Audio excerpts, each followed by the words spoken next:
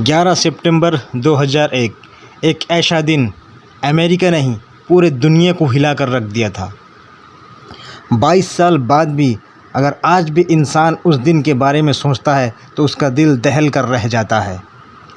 आप यकीन नहीं करोगे, उसी एक दिन ने पूरी दुनिया के सोच को किस तरह बदल डाला। आइए इस वीडियो में जानने की कोशिश करते हैं। Our fellow citizens, our way of life, our very freedom came under attack. 11 सितंबर सुबह का समय था। अमेरिकन की फ़्लाइट 11 टेकअप करती है बोस्टन इंटरनेशनल एयरपोर्ट से। इस फ़्लाइट की डेस्टिनेशन है लॉस एंजलिस।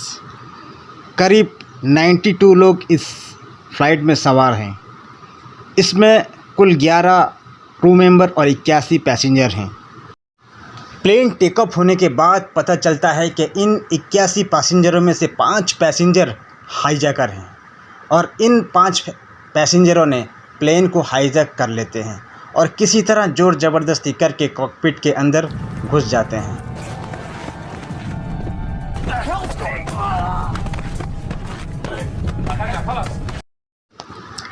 इन 5 हाईजैकरों में से एक हाईजैकर का नाम मोहम्मद अता होता है। ये ट्रेंड होता है as a flight. By nationality ये इजिप्शियन होता है। ये किसी तरह ज़ोर ज़बरदस्ती करके कॉकपिट के अंदर घुसकर प्लेन को अपने अंडर कंट्रोल में ले लेता है और प्लेन को सीधा उड़ाता है वर्ल्ड ट्रेड सेंटर की तरफ। दोस्तों, वर्ल्ड ट्रेड सेंटर उस वक्त का सबसे बड़ा इमारत होता है पूरी दुनिया का। अमेरिका का शान समझ लो। और ये प्लेन वर्ल्ड ट्रेड सेंटर का जो नॉर्थ टावर था, इसको लेकर उसके अंदर क्रैश करा देते हैं हाईजैकर के द्वारा। ये क्रैश होता है सुबह के ठीक 8:46 पर। उस वक्त के जो प्रेसिडेंट थे जॉर्ज बुश, वो इस समय फ्लोरिडा के एक स्कूल को घूमने जा रहे होते हैं। ठीक 17 मिनट बाद पता चलता है कि यूनाइटेड एयरलाइंस फ़्लाइट नंबर 175 भी हाईजैक हो जाता है 5 हाईजैकर के द्वारा। और ये 5 हाईजैकर उसी टेक्निक को अपनाकर प्लेन को अपने कंट्रोल में ले लेते हैं और फिर प्लेन को वर्ल्ड ट्रेड सेंटर के ओर मोड़ देते हैं और ठीक साउथ टावर के अंदर लेके क्रैश कर देते हैं। दूसरा क्रैश दूसरे टावर में। दूसरे प्लेन क्रैश हो जाने के ठीक चंद मिनट बाद पता चलता है कि और 2 प्लेन भी हाईजैक हो चुके हैं। इनमें से एक प्लेन है अमेरिकन एयरलाइंस 77, जो वाशिंगटन इंटरनेशनल एयरपोर्ट से लॉस एंजलिस को जा रही थी। इस समय तक जॉर्ज बुश स्कूल भी पहुंच जाते होते हैं और बच्चों के साथ क्लास अटेंड करते हैं। तभी उनका चीफ कमांडर आकर धीरे से उनके कान में कहता है कि अमेरिका इज अंडर अटैक। और जॉर्ज बुश ये बात सुनकर एकदम हक्के बक्के हो जाते हैं और वो कुछ समय उन बच्चों के साथ बिताते हैं, यानी 7 मिनट बच्चों के साथ किसी तरह वो गुजारते हैं। और वही 7 मिनट के अंदर पूरे दुनिया में खबर फैल गई होती है। A big explosion has just occurred. Everyone is running from the entire financial district now. The smoke is filling the entire area.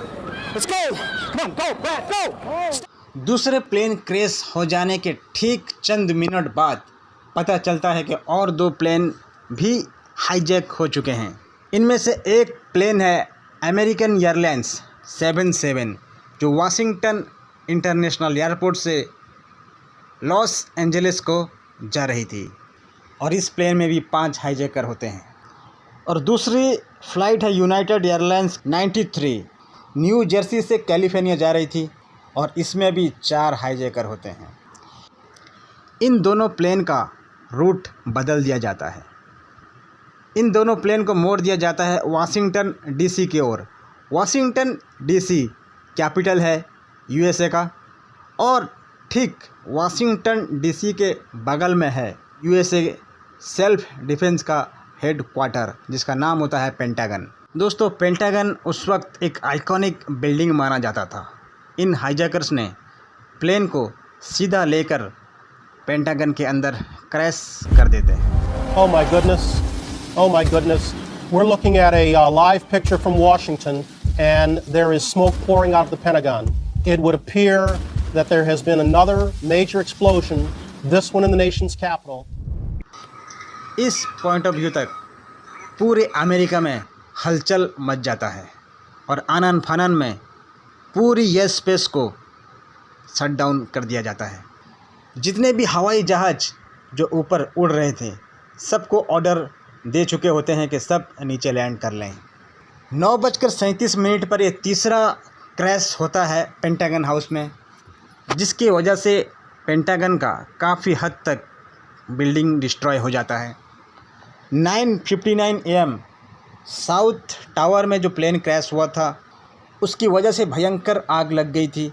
आग की वजह से और क्रैश के धमाके से पूरी बिल्डिंग कोलैप्स हो जाती है।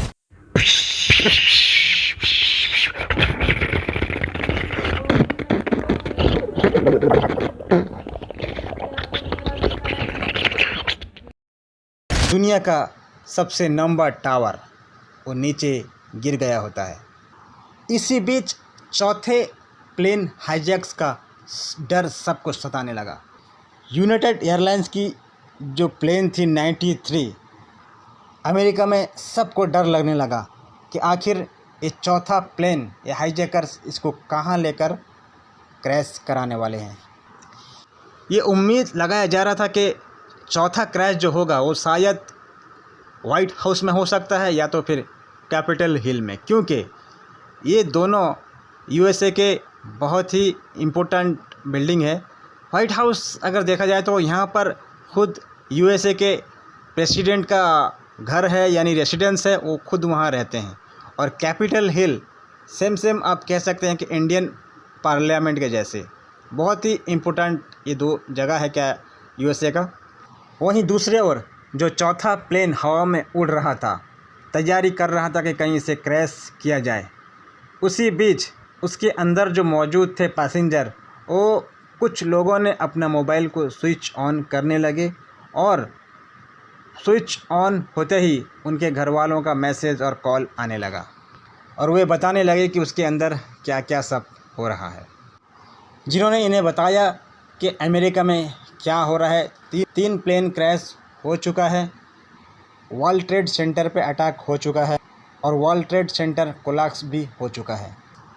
जल्द ही पैसेंजर को रियलाइज़ हो चुका है कि इसके अंदर क्या हो रहा है। इनका प्लेन भी हाईजैक हो चुका है। जैसा कि बाकी प्लेन को क्रैश कराया जा चुका है, इनका प्लेन भी वैसे ही, इनका प्लेन भी उस तरह क्रैश किया जा। ठीक 10:28 में वर्ल्ड ट्रेड सेंटर का नॉर्थ टावर भी कोलैप्स हो जाता है।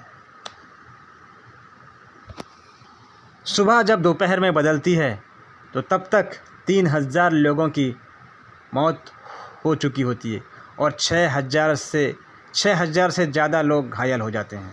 इस हमले के पीछे सस्पेक्ट किया जाता है कि ओसामा बिन लादेन और टेररिस्ट ग्रुप अल-कायदा इसका रिस्पॉन्सिबिलिटी है।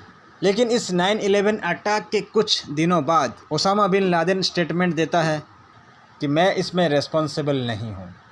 वो डिनाई कर देता है कि वो रिस्पॉन्सिबल नहीं है। लेकिन 2004 की जब इलेक्शन होती है, इंसिडेंट से करीब 3 साल बाद एक पब्लिक टेप रिकॉर्डर जारी की जाती है ओसामा बिन लादेन के द्वारा, जिसमें वो सारी जिम्मेवार लेता है इस अटैक का।